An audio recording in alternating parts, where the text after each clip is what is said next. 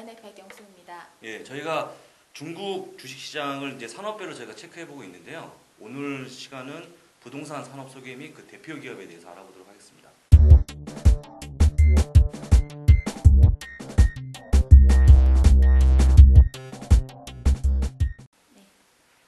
지금 이제 한국 같은 경우에는 부동산 시장 분위기가 그렇게 좋지는 않습니다. 네. 예, 그래서 일단은 뭐 강남권으로 해서 여전히 뭐 가격이 강세를 보이긴 하지만 조금만 벗어나면 현재 지금 미분양이 속출하고 있는. 네. 예, 뭐 며칠 전에 TV를 보니까 청약이 한 채도 집을 청약 안 한 그런 데가 나오는 걸 봤을 때는 네. 예, 상당히 좀 시장이 얼어 있는 그런 상황인데 네. 중국은 분위기가 어떻습니까? 중국은 오늘 발표된 데이터에 의하면은 네. 그 가격 자체는 지금 그 대도시를 중심으로 해서 지금 네. 지속적으로 상승하고 있는 상태에는 있는데 지금 거래량이 많이 감소되고 있거든요. 6월달 음. 같은 경우도 1월달 대비해서 거의 50% 이상 지금 대도시를 중심으로 해서 많이 감소되고 있는 상태이기 때문에 네. 네, 부동산에 대해서는 좀 심각하게 좀 신중하게 네, 접근을 하시는 게 가장 좋으실 것 같습니다. 북경에 집이 있는 분은 상당히 걱정 많이 되시겠어요. 네. 예. 근데 제가 이제 보니까 그 정부 정책에 따라서 네. 많이 영향을 받을 것 같은데 네. 어떤 상황인지 좀 설명을 해주시겠습니까? 네, 중국 본토 증시가 네, 미국이나 뭐 일본 증시, 해외 증시처럼 예. 비교를 했을 때 중국 본토 증시는 중국 정책에 따라서 가장 예. 많이 영향을 받고 있는 상태에 있거든요. 그 중에서 중국의 부동산 산업이 네, 네. 중국의 정부 정책에 되게 민감하게 네. 변동되고 있기 때문에 오늘은 중국 정책이 중국의 부동산 시장에 어떻게 영향을 주는지에 대해서 살펴보도록 하겠습니다. 예. 네, 보시면은 중국 정부에서 네, 최근에 진행되고 있는 양회에서 대출 규모를 7.5조 위안까지 네, 목표를 하고 있다고 발표를 했었는데 예. 예. 네, 이러한 네, 신규 대출 규모가 7.5조 기록하는 가운데 중국에서 부동산 대출에 대해서는 지속적으로 규제를 할 것으로 예상하고 있기 때문에 예. 부동산에 대한 법을 억제가 지속적으로 진행될 것이라고 예상을 하고 있고요. 예. 이러한 정부 정책에 따라서 중국 본토에 있는 네, 부동산 거래량과 네, 기업 가치 자체에 영향을 예. 크게 줄 것이라고 네, 판단을 하고 있으면서 오늘은 주로 중국 정부 정책과 그리고 부동산 거래량 그리고 부동산 기업의 상관관계가 어느 정도 되는지에 대해서 알아보도록 네. 하겠습니다. 예. 그러시죠. 네.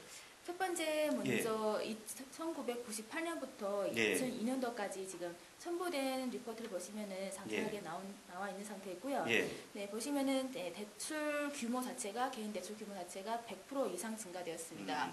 그렇기 때문에 2003년도에 중국 정부에서 예. 네, 처음으로 네, 중국 부동산에 대해서 개인 대출이나 그리고 부동산 개발업체에 대한 대출 규제를 시작을 했었고요. 예.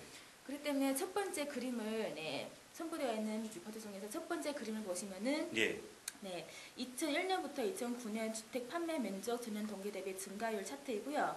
보시면은 2003년도에 전체적으로 2003년도 4월 달부터 2003년 말까지 거래량이 지속적으로 네, 하락세를 보이는 네, 거래량 증가율이 하락세를 보이는 모습을 보실 수가 있습년 그 네. 박스 쳐져 있는 그 부분인가요? 그쵸. 아, 예. 파란색으로. 네, 파란색으로 예. 되어 있는 부분이고요. 예. 2003년도부터 2003년 4월 달부터 2003년 12월 달까지 네, 거래량이 지속적으로 지금 감소되고 있는 모습을 보실 수가 있습니다.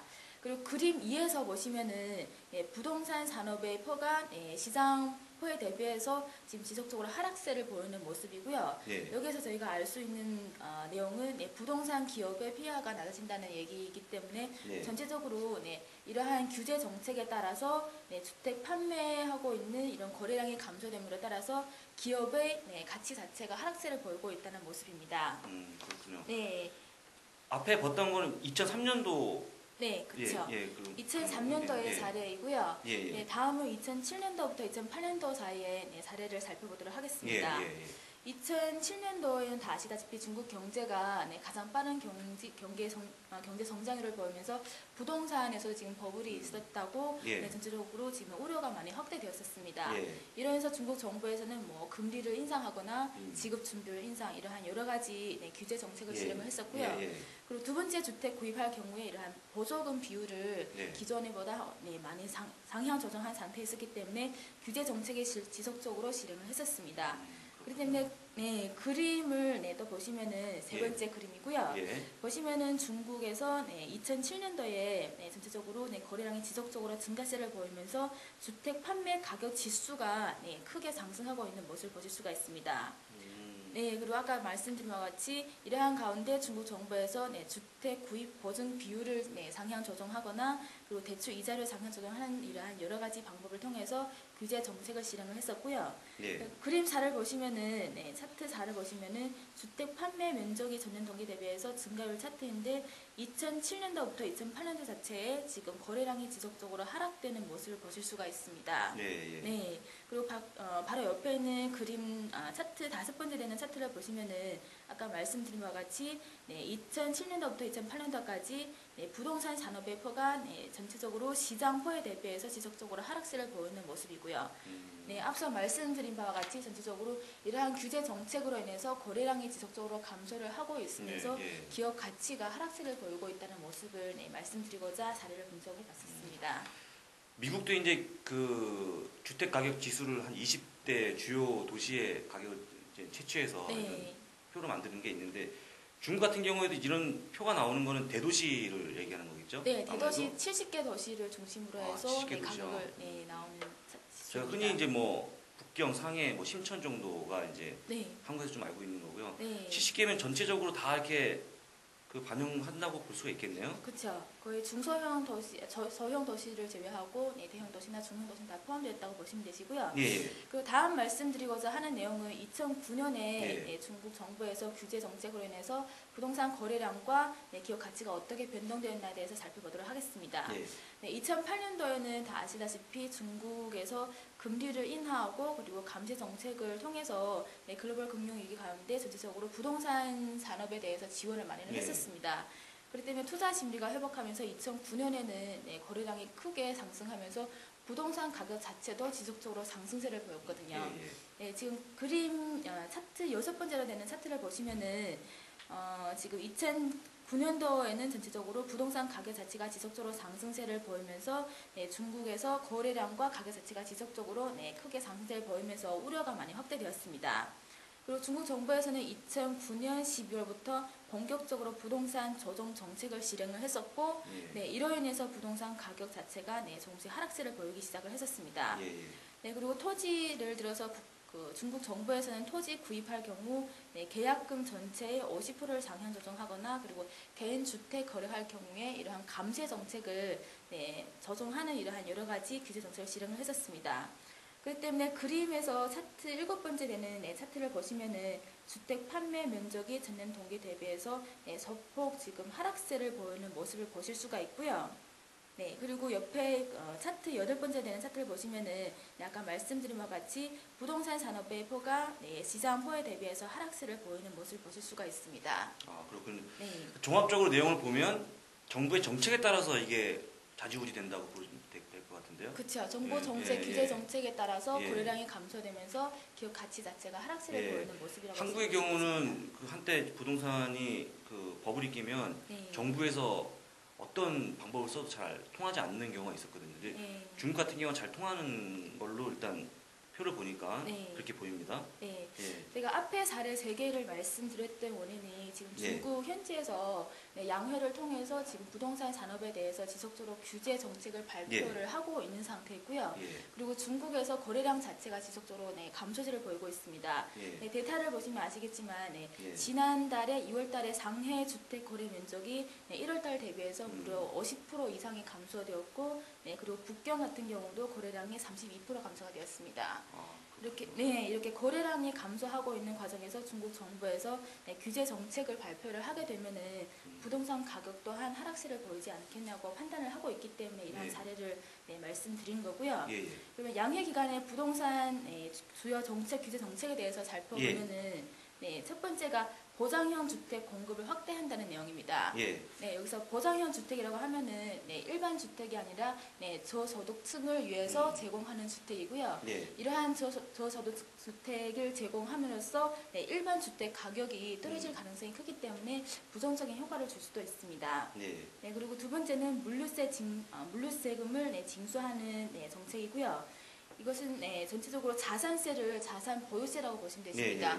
이러한 부동산 자산을 보유하면서 세금을 납부해야 하기 때문에 부동산 보유 비용이 증가하게 됩니다. 그리고 마지막으로는 부동산 대출 규제라고 보시면 되시고요.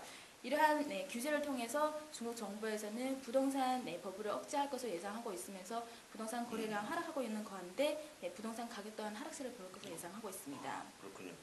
그러면 그 다음 표에 상해 지역하고 중경 지역의 내용이 좀 나오는데요. 네네. 예, 그걸 보면서 좀 설명을 더 해주시죠. 네네. 예. 지금 상해와 중경 지역이 가장 큰 지금 거래량 하락세를 보이고 있기 때문에 제가 첨부해봤었고요. 예. 차트를 자세히 보시면은 1월달부터 2010년 1월달부터 전체적으로 주택 판매 면적이 하락세를 보이면서 2010년 2월달에는 1월달 대비해서 크게 하락하는 모습을 보실 수가 있습니다. 특히 중경 같은 경우는 지금 50% 이상의 하락세를 보이고 있기 때문에 전체적으로 중소형 도시를 중심으로 해서 거래량이 하락세를 보이고 있는 모습을 보실 수가 있습니다. 그 중경 지역이 어느 지역이라고 보면 될까요? 중경이 중국에서 한 5번째로 되는 대도시라고 보시면 되십니다. 예, 그렇군요. 네.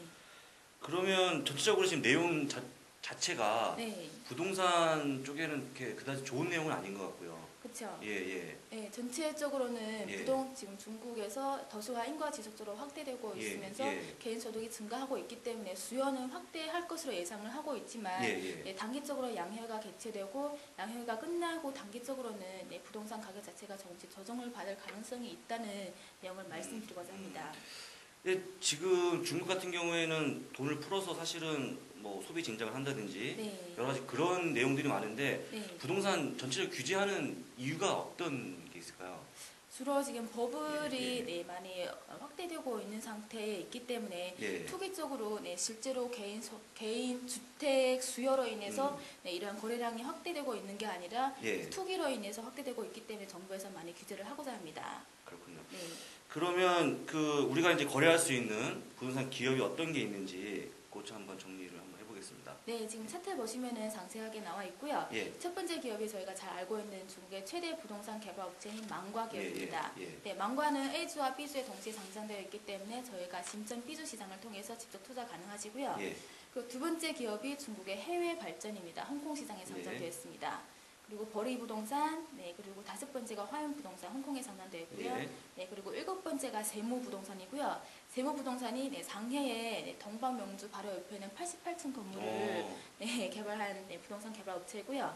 그리고 여덟 번째가 벽개원, 그리고 아홉 번째가 광주 부력 부동산, 그리고 열 번째가 완다 그룹이라고 부동산 개발 업체입니다. 지금 표를 보고 계시죠? 그 빨간색에 나와 있는 게 저희가 직접 투자 가능한 시장. 그런 거고 검은색이 이제 투자를 할 수 없는 그런 거고요. 전체적으로 그 부동산 쪽은 그렇게 썩 좋아 보이진 않습니다. 대표적으로 망가 기업의 주가 흐름이 최근에 어떤지 좀 얘기 해 주시겠습니까? 망과는 그동안 조정세를 지속적으로 보이다가 최근에는 소폭 상승세를 보이고는 있지만 단기적인 상승세라고 보시면 되시고요. 그리고 다시 말씀드리지만 부동산적으로 투자를 하시되 가장 중요한 게 중국 정부 정책에 따라서 변동을 많이 하기 때문에 부동산 업종은 정책에 따라서 변동하는 변수를 많이 참고를 하시고 투자를 하시는 게 좋으실 것 같습니다. 오늘은 중국에서 부동산 업종에 대해서 알아봤고요. 대표 기업까지 알아봤습니다. 오늘 간략하게 드리겠습니다. 감사합니다. 감사합니다.